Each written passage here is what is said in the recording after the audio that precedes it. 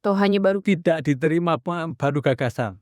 Karena gagasan? karena kami kirim ke pemerintah pada waktu itu, Pak Jokowi yang tahap kedua tidak direspon sama sekali. Kalau Pak Prabowo posisinya mengembalikan undang-undang KPK supaya independen lagi.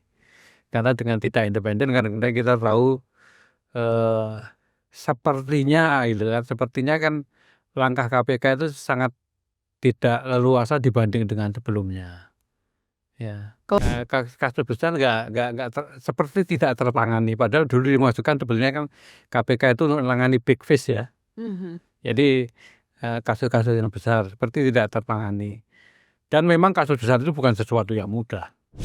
Yang agak memprihatinkan sekarang kan banyak tugas yang kemudian di luar kewenangan, di luar tugasnya. Seperti polisi nanam jagung gitu ya. Itu kan di luar kewenangan yang sebetulnya tentara nanam tebu gitu ya. Nah ini harus diluruskan.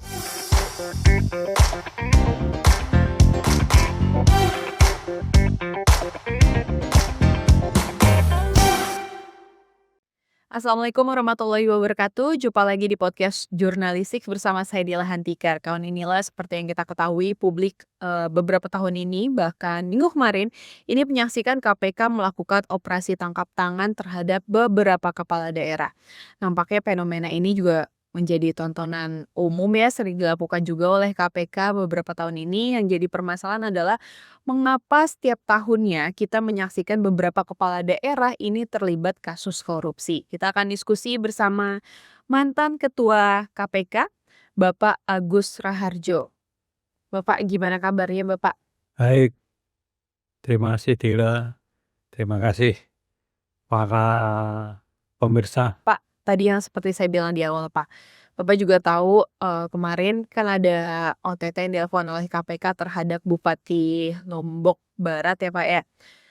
Dan juga beberapa kepala daerah lainnya. Menurut Bapak, apa sih yang sebenarnya terjadi? Kenapa operasi tangkap tangan ini sudah berlangsung bertahun-tahun dan mengapa polanya tuh kayak terkesan terus berulang? Apakah ada yang salah dari sistem pencegahannya atau seperti apa, Pak?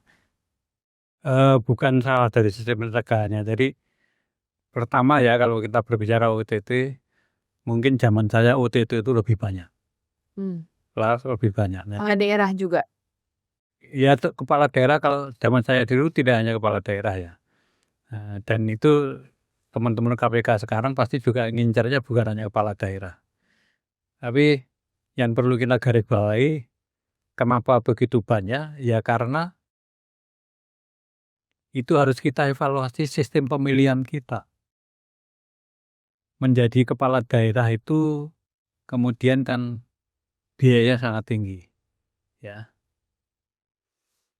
Di kampung saya bahkan ada perkiraan sampai antara 15 M sampai 30 M. Wow, itu daerah mana, Pak? Di Jawa Timur. Jawa Timur? Nah, berapa, Pak? Antara 15 M sama 30 M. Kalau orang habis begitu banyak uang, kan tidak mungkin menghibahkan itu untuk kita mencari baliknya kan. Saya hibahkan aja untuk biaya sosial gitu kan nggak mungkin. Biasanya kan yang kita lihat itu nggak mungkin itu dihibahkan, makanya kemudian mereka mencari-cari jalan. Bahkan sekarang sudah lebih kreatif lagi, sudah ada yang menyodorkan kalau nggak ngasih mundur dari jabatan itu kan ada itu. Jadi kasus-kasus yang baru itu. Jadi itu yang perlu dievaluasi ya. Jadi kalau awal dari reformasi tahun 98 itu kita ada undang-undang yang keputusan MPR kemudian jadi undang-undang yang pengen pemerintahan bersih yang bebas dari KKN, korupsi, kolusi, nepotisme.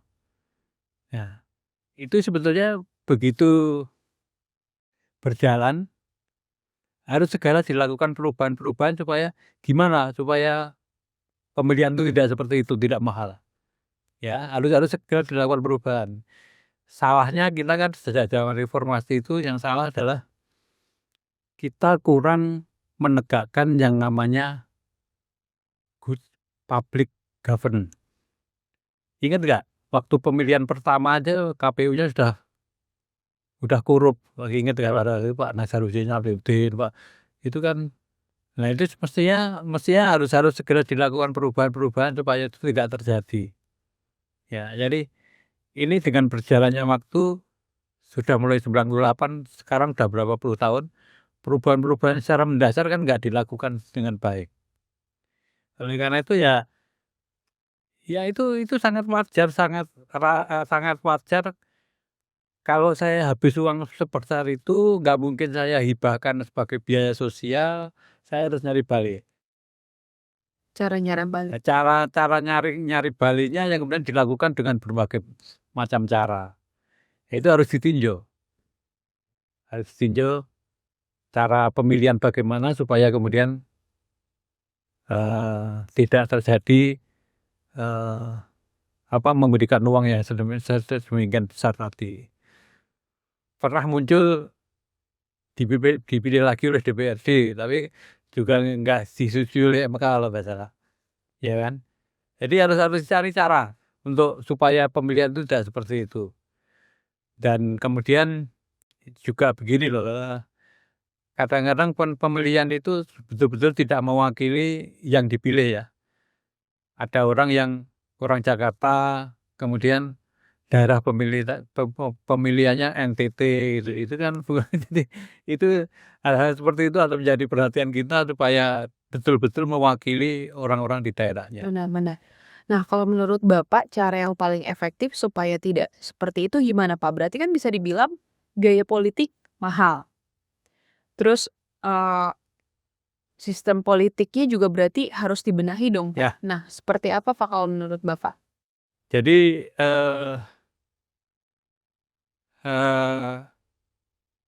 dulu waktu reformasi ya kalau nggak salah kita tuh 3 yang kita pengen tegakkan. Satu, demokrasi. Kemudian yang kedua korupsi. Yang ketiga adalah kesejahteraan rakyat. Ya, 3 itu yang pengen kita tegakkan. Nah, demokrasi ini supaya tidak hanya prosedural, ini kan prosedural pun kemudian memakai uang. Dalam setiap tahapannya kemudian memakai uang. Itu harus kita cari gimana supaya itu betul-betul mencerminkan keinginan rakyat dan tidak mengeluarkan uang banyak, itu harus kita cari. Saya nggak tahu, karena saya tidak mempelajari secara dalam mengenai pemilihan ya. Kalau di banyak kalangan kan ada yang mengusulkan sistem distrik, saya juga nggak tahu sistem distrik itu seperti apa. Jadi demokrasi itu harus kita perbaiki, cara pemilihannya tidak seperti itu. Kemudian penyelenggaranya juga harus jujur. Ya, saya ngalami sendiri kejujuran KPU itu sangat kita ragukan. Saya mengalami sendiri. Sampai sekarang. Jadi ya mulai pemilihan yang pertamanya ketuanya kena kasus korupsi ya kan. Sampai sekarang saya juga merasakan kejujuran KPU itu kita pertanyakan betul itu. Itu jadi kalau perlu pemilihan KPU itu ya seperti KPK itu. KPK kan sampai betul-betul dinilai oleh banyak orang. Nah, jadi kalau dalam hal kejujuran dalam tanda kutip saya masih berpihak pada pemilihan komisioner KPK itu lebih bagus dibanding dengan komisioner KPU dalam hal kejujuran. Nah, kemudian demokrasi harus kita perbaiki, prosedurnya, caranya. Terus kemudian di samping demokrasi, good public governance-nya harus kita tegakkan betul. Salah satunya yang terkait dengan Undang-Undang Tipikor korupsi. Jadi sebetulnya yang berkali-kali saya banyak bicara di banyak tempat, yang direvisi itu sebetulnya bukan Undang-Undang KPK, tapi karena Undang-Undang KPK itu yang menjadikan KPK independen itu sudah banyak diakui banyak orang, bahkan orang dari luar negeri banyak yang yang bukan hanya mengaku, ya banyak yang belajar di sini. Nah, jadi teman-teman dari Afrika, teman dari Afghanistan tuh belajar di KPK waktu saya dari ketua KPK. Jadi udah diakui bagus, malah direvisi menjadi tidak independen. Itu salah satu kesalahan. Yang perlu diperbaiki sebetulnya malah undang-undang tipikornya. Undang-undang tipikor itu masih belum sesuai dengan United Nations Convention Against Corruption. United Nations Convention, UNCAC, ya. United Nations Convention Against Corruption. Sebetulnya sudah diratifikasi zamannya Pak SBY menjadi presiden. Sudah diratifikasi menjadi dalam Undang-Undang Nomor 7 tahun 2006. Tapi tidak dipakai segera mengganti Undang-Undang Tipikor. Sehingga kalau kita bandingkan dengan United Nations Convention Against Corruption itu masih ada beberapa hal yang belum masuk. Seperti perdagangan pengaruh, trading influence. Kemudian illicit enrichment, memperkaya diri dengan cara tidak benar, tidak baik. Ya, ini belum masuk. Kemudian yang paling penting juga swasta. Kita hari ini kalau berbicara korupsi kan pasti terkait dengan penyelenggara negara. Tidak ada yang keluar swasta sendirian di korupsi gitu kan, tidak ada. Nah itu harus berlaku juga undang-undang anti korupsi itu kepada swasta. Nah saya dulu, kenapa nih saya bawa, waktu menjadi ketua KPK sudah saya usulkan ya aja menampung United Nations Convention Against Corruption itu sudah kamu tampung di sini, di samping ada penjelasan lain. Dan ini yang menyusun dulu KPK dibantu oleh banyak dosen ya. Masih berlaku Pak sampai sekarang yang Bapak gagas ini atau tidak dijalankan? Atau hanya baru Tidak diterima baru gagasan. Karena gagasan? karena kami kirim ke pemerintah pada waktu itu, Pak Jokowi yang tahap kedua tidak direspon sama sekali. Nggak ada alasan apapun? Nggak ada alasan atau nggak ada jawaban. Jadi yang perlu direvisi sebenarnya undang-undang tipikornya yang sesuai dengan United Nations Convention Against Corruption. Nah, itu akan lebih bagus. Nah, banyak teman di luar kan sudah menggunakan itu ya. Jadi kalau kita lihat, ya tapi selalu kalau saya memberi contoh Singapura gitu, Singapura kan negara kecil.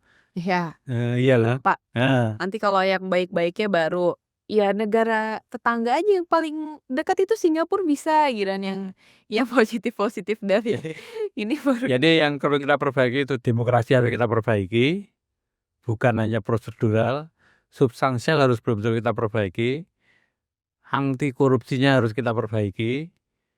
Ya, keduanya itu kemudian memerlukan good public governance yang baik. Jadi saya selalu kalau berbicara korupsi itu menyalahkan Orde Baru. Bibitnya karena di sana. Jadi bibitnya di sana. Dulu kan orang itu dibayar kecil. Jadi PNS itu dibayar kecil. Sekarang juga belum baik sekali. Kurangnya nyari sendiri kan gitu kan. Ya. Tujuan menggerogotin. Nah, jadi kurangnya sendiri itu mulai timbulnya honor-honor tuh zaman itu. Menjadi pemro ada honornya, menjadi panitia ada honornya, terus kegiatan sedikit dibuat panitia supaya ada honornya, ya. Jadi yang namanya salary itu harus cukup, dan kemudian kecukupan tadi dibarengi dengan kalau kita sekarang melakukan streamlining, pengurangan pegawai kan nggak masalah, ya kan? Gajinya tinggi cukup, jujur, tapi harus jujur, terus jumlahnya kecil. Jumlah kecil itu dimungkinkan sekarang karena sekarang itu sudah zamannya IT kan. Kurang kerja kan nggak seperti dulu harus ditulis, sekarang kan sudah zamannya dibantu oleh telematika kan. Jadi saya selalu menyarankan itu. Jadi pemerintah itu pegawainya harus sedikit, pintar, jujur. Penting tuh. Sejujuran tuh ya sangat penting. Iya. Kejujuran itu sangat penting. Benar. Kejujuran itu yang susah dicari sekarang ya Pak. Iya.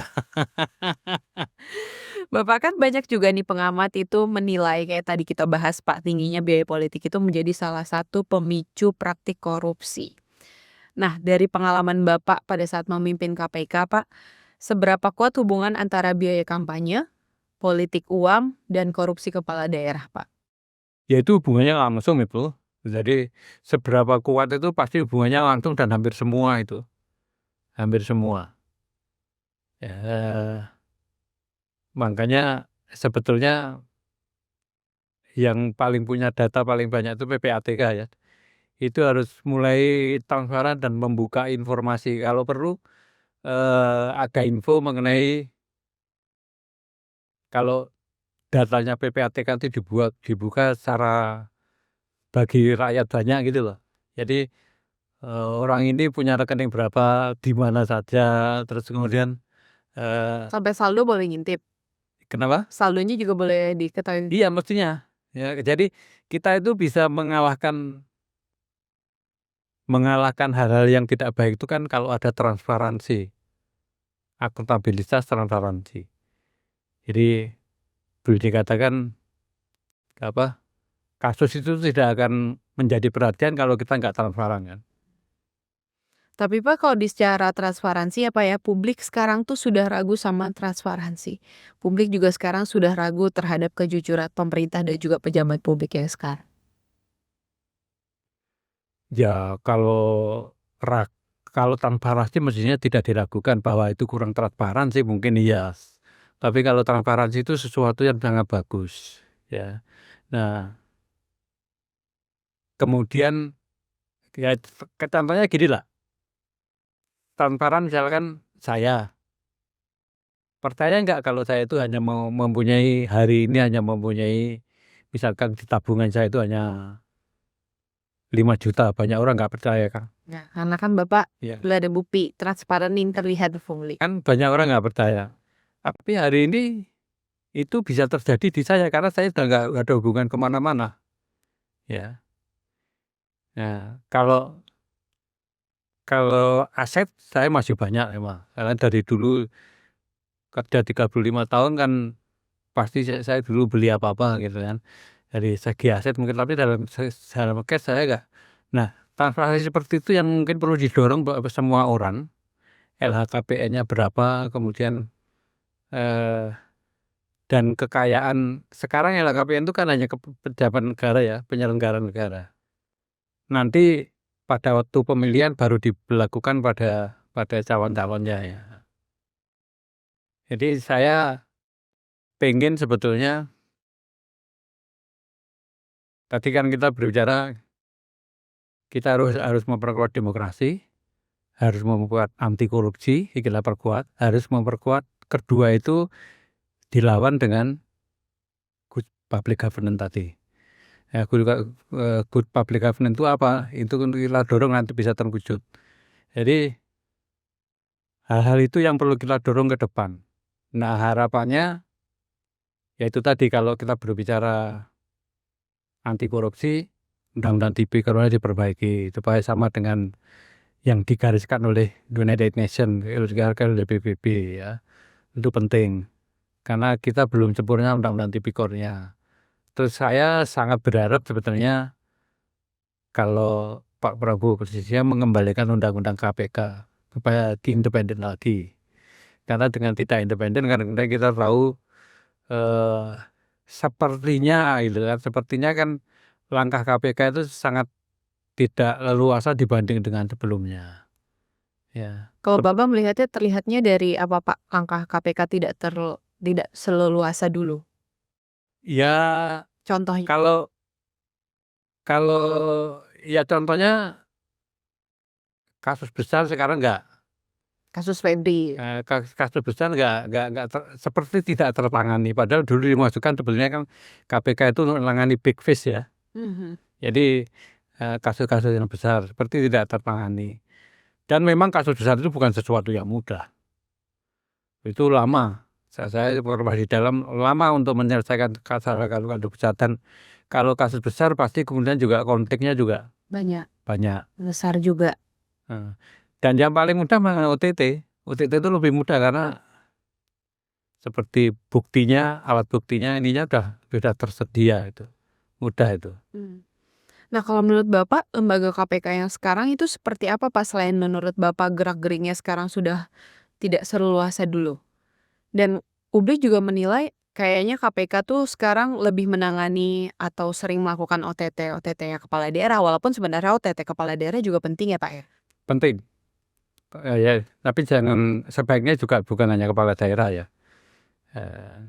Jadi menteri juga perlu gitu kan, kemudian kasus-kasus yang besar yang lain juga perlu ditangani. Tapi sekali lagi seperti saya sampaikan tadi, kasus besar itu juga rangkaiannya juga banyak, datanya juga perlu perlu banyak betul. Jadi itu memerlukan mengumpulkan data, mengumpulkan informasi yang jauh lebih kompleks dibandingkan kasus-kasus yang sekarang. Kalau OTT yang kepala daerah itu kan relatif lebih mudah ya, lebih mudah. Jadi dan saya dulu melakukan OTT kepala daerah juga banyak, banyak sekali. Kasus-kasus besar juga zaman Bapak juga banyak. Ya ada, bukan banyak, ada. Nah, sama ya kalau besar yang antara lainnya Pak Setia Novanto gitu. Itu besar dan pelik ya, Pak, ya? Susah dan pelik. Ada dramanya juga kan, Pak, itu, Pak. Nah, Pak, kalau menurut Bapak sendiri, kenapa sih sekarang KPK tuh terkesan bergeraknya itu kurang leluasa, Pak? Faktor utamanya apa menurut Bapak? Saya terus terang di dalam sudah nggak tahu ya, apa dengan sekarang di bawah eksekutif itu kemudian selalu ada menginformasikan atau meminta izin pada presiden atau gimana, saya terus terang nggak tahu tuh. Jadi di dalam saya sebenarnya kalau dulu kan lebih leluasa kan karena tidak di bawah eksekutif. Lebih leluasa itu eh, ya ketua DPD juga langsung kita kita tangani gitu kan gitu. Saya nggak tahu kalau sekarang apakah perlu izin ke sana kemari, saya betul-betul tidak tahu di dalam itu seperti apa. Mhm. Kalau Bapak melihat KPK yang sekarang itu seperti apa, Pak? Soalnya kan kita tahu ya, Pak, ya, lembaga KPK itu dibentuk dan dibuat itu untuk menangani kasus-kasus yang kemungkinan tidak bisa ditangani oleh Polri dan juga Kejaksaan Agung.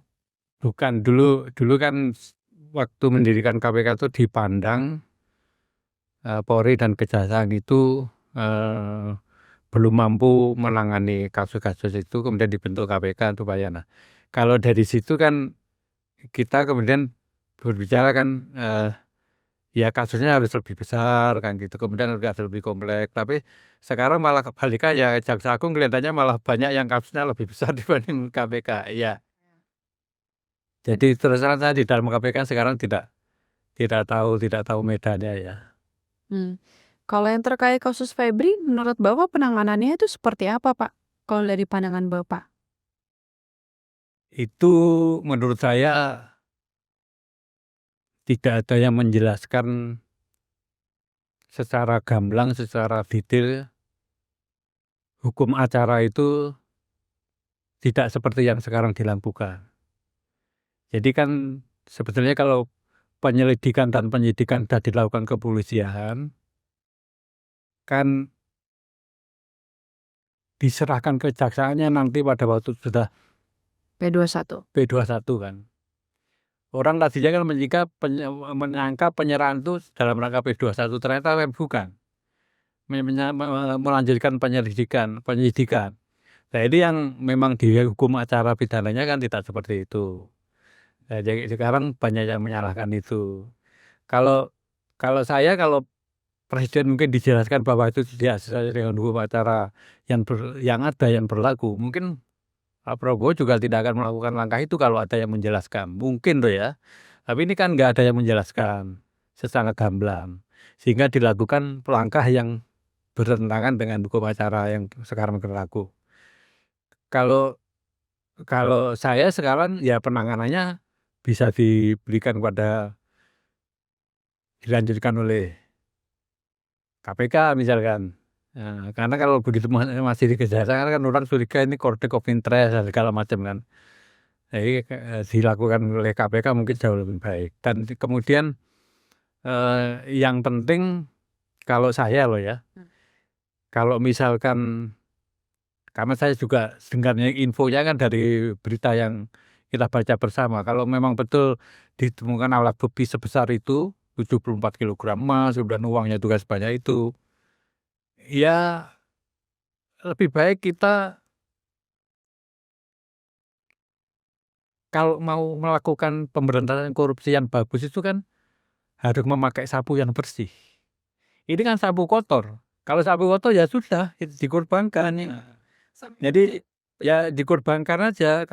Jadi kita harus mencari sapu yang bersih untuk memberantas itu. Jadi dikorbankan aja kalau menurut saya. Jadi dilakukan oleh polisi, dilanjutkan atau kembali dilakukan menangani KPK yang kemudian melakukan tindakan-tindakan yang jujur untuk menyelesaikan itu. Jangan ada yang ditutupi. Karena uang sebanyak itu kan pasti ada asalnya kan, asalnya dari mana itu kan. Iya, betul. Nah, kalau Bapak tadi bilang pakai sapu yang bersih, siapa Pak yang punya sapu yang bersih itu kalau menurut Bapak yang tepat? Ya sapu yang bersih itu dalam arti yang sampai saat ini belum belum terindikasi ada kejadian seperti itu kan. Jadi pejabat-pejabat yang belum pernah ada masalah dengan masalah kekayaannya, masalah tingkah lakunya itu ya kita harus percaya gitu loh. Ya pejabat-pejabat yang sekarang ada. Mhm. Tadi kalau misalnya Bapak bilang emas sebanyak itu, uang juga sebanyak itu, kan juga kayaknya nggak mungkin dilakukan sendiri ya Pak ya. Pasti banyak banyak keterlibatan-keterlibatan juga dong Pak. Kalau dari pandangan Bapak kan ini juga ada kasus dugaan TPPU-nya Pak. Ya pada akhirnya nanti kan kalau mau kekayaan itu menjadi miliknya dan menjadi formal, kan pasti ada TPPU-nya. Proses TPPU-nya kan pasti ada. Karena selalu kan disembunyikan, kemudian layering, kemudian diintegrasikan kan gitu kan kalau TPPU itu. Nah mungkin ada baiknya eh, didalami secara dalam siapa aja yang terlibat, kan orangnya sudah ada, alat buktinya, barangnya sudah ada, kan tinggal mendorong yang bersangkutan membuka membuka informasinya kan. Itu saya pikir lebih mudah dibanding kita masih mencari alat bukti yang belum jelas. Yang alat buktinya sudah ada dan cukup besar, kemudian kalau kita mau menangani secara jujur, saya yakin yang bersangkutan juga akan menyampaikan itu. Apalagi kalau kita mau eh, tidak menggunakan sapu yang kotor ya, itu jauh lebih mudah. Mhm. Pak, kalau misalnya menurut Bapak, kenapa sampai saat ini kayaknya KPK juga belum berani mengambil alih atau menawarkan diri, oke saya yang ambil alih kasus Febri gitu Pak, kalau dari KPK. Kalau dari pandangan Bapak seperti apa? Dan kalau Dan misal sekali lagi saya tidak tahu di dalam karena kan KPK sekarang di bawah presiden, ya kan. Jadi apakah langkah pengambilan seperti itu diperlukan perintah dari presiden atau presiden saya nggak tahu. Kalau dulu waktu independen kan mudah itu dilakukan sendiri oleh KPK kan. Sepanjang 5 komisioner yang sepakat kita melakukan ini berjalan. Nah sekarang dengan di bawah presiden itu saya nggak tahu apa langkah pengambil alihan itu perlu keputusan presiden atau enggak. ML. tapi kalau misalnya Bapak sampai saat ini masih di KPK, Bapak akan melakukan apa Pak terhadap kasus ini Pak? Makanya saya nggak tahu situasinya. Kalau dulu kan hanya berbicara 5 komisioner, ya kan? 5 komisioner karena putusan kita kan harus kolektif kolegial ya. 5 komisioner itu menentukan apa, itu yang kemudian kita jalankan. Nah kalau sekarang dengan di bawah eksekutif tadi, di bawah presiden tadi, kan tidak cukup hanya 5 komisioner. Harus ada arahan dari Ya, jadi hubungannya dengan presiden itu seperti apa saya juga nggak tahu. berarti memang harus seperti dulu ya Pak ya, KPK itu Makanya saran saya kepada pemerintah, satu, kembalikan KPK seperti dulu, ya. Jadi dibuat independen karena seperti tadi saya sampaikan, independensinya KPK itu dulu sangat banyak dipuji orang. Bahkan banyak kalangan internasional itu yang kemudian belajar ke KPK itu banyak sekali. Jadi sangat dipuji orang waktu independen itu. Kemudian yang kedua, selain KPK dikembalikan independensinya seperti dulu, undang-undang tipikornya juga diperbaiki. Karena ya itu tadi, undang-undang tipikor kita itu belum mengikuti United Nations Convention Against Corruption yang disarankan oleh PBB ya. Jadi itu kita ikuti. Itu di situ ada trading influence, ada memperkaya diri sendiri secara tidak sah, kemudian termasuk swasta dan yang lain. Dan kemudian di sana kalau di undang-undang tipikor itu langsung juga dimasukkan undang-undang perampasan aset, itu akan jauh lebih bagus. Jadi hukumannya kan banyak orang kan menyampaikan bahwa undang-undang tipikor sekarang tuh hukumannya kurang berat kan gitu kan. Sebetulnya hukuman mati itu sudah ada di undang-undang tipikor kita. Tapi kemudian hukuman mati itu dalam kasus tertentu boleh dilakukan hukuman mati. Contohnya kasus kayak apa, Pak? Nah, kasus tertentu itu diterjemahkan kalau zaman saya ya misalkan undang-undang dana bencana alam dikorupsi, salah satunya yang terkait dengan undang-undang tipikor, ya tidak perlu dalam keadaan tertentu itu mempersulit kita melakukan hukuman mati. Kalau perlu di atas sekian miliar dihukum mati gitu. Dan kalau Anda belajar dari hukuman pelaku korupsi di Singapura ya, itu nggak ada hukuman mati. Tapi orang kalau korupsinya besar, itu seperti mati hak sipilnya. Jadi nggak boleh punya rekening bank, nggak boleh punya usaha. Bayangin Anda nggak boleh punya rekening bank.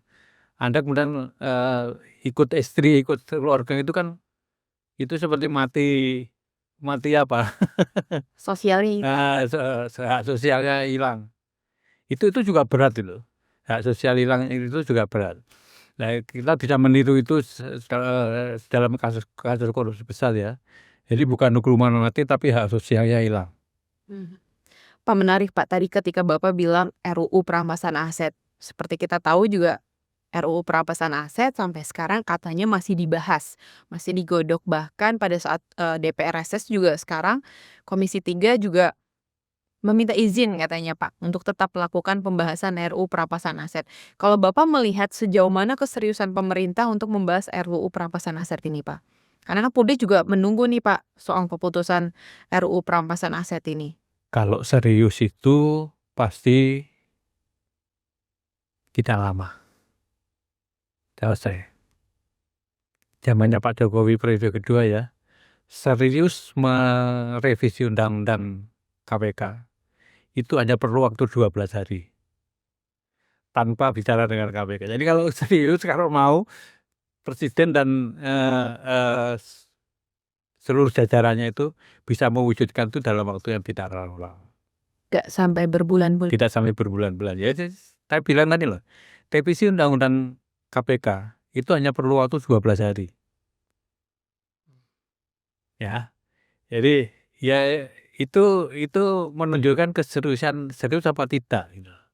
Jangan-jangan bukan serius atau tidak Pak, urgent atau enggak. Kalau urgent cepat, kalau enggak urgent ya jadi molor-molor.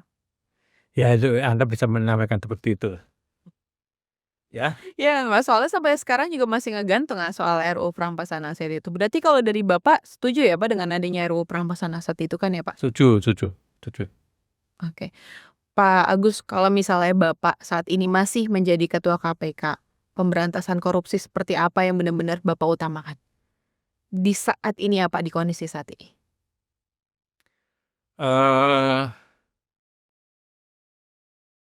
Korupsi itu penanganannya harus keseluruhan. Karena kebiasaan korupsi itu dimulai dari hal kecil. Jadi makanya kalau lagi-lagi kalau saya mengambil contoh Singapura, Satpam meminta bayaran untuk bisa tidak ditahan KTP-nya, itu termasuk korupsi, Satpam. Ya. Iya. Gimana Pak Satpam? Misalnya ya, saya masuk ke Singapura, ada informasi di dalam paspor saya yang salah, kemudian disalahkan Singapura, kamu bisa masuk bisa tidak gitu kan. Dia nangani pegawai biasa.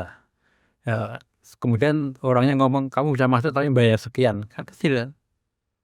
Itu termasuk kasus korupsi, itu harus ditangani.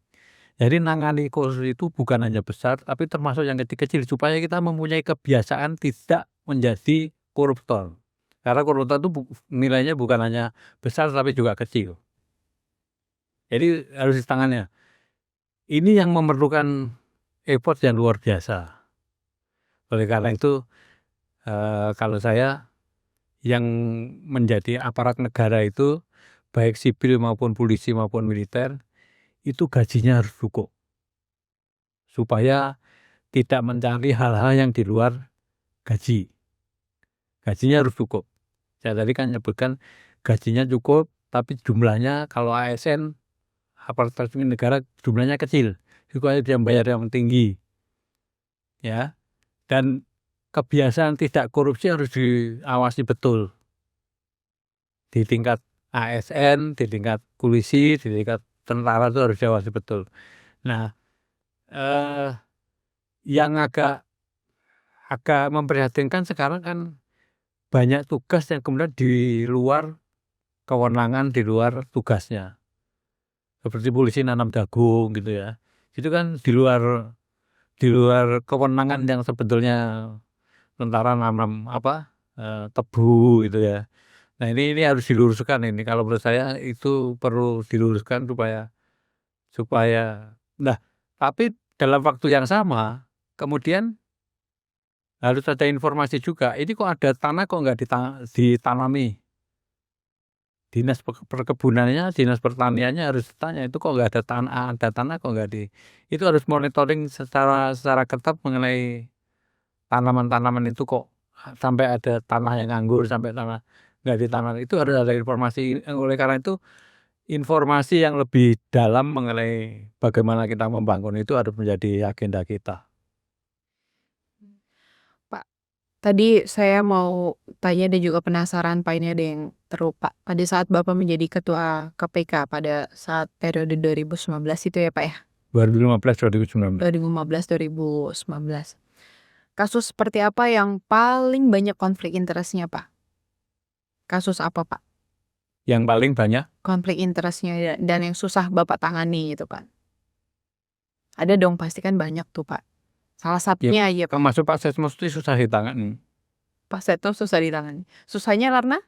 Misalnya karena ya di dalam pun kita menyatukan kan susah. Ya kan? Di dalam KPK sendiri menyatukan ini lanjut itu kan susah. Saya nggak perlu cerita detail ya. Sudah banyak orang yang mendengar ya. Jadi kasus besar seperti itu dengan wibawanya Pak Setnov pada waktu itu salah satu yang sangat susah ditangani. Pasti banyak teror dan konflik interestnya juga. Kalau teror setelah itu saya nggak tahu itu tersangkut dengan siapa, saya nggak tahu. Ya seperti tempat saya pernah pagar rumah saya digantungi bom gitu kan. Tapi beneran bom? Bukan betul. Tapi yang dilemparnya ke tempatnya Pak Laude kemudian betul-betul meledak karena molotov.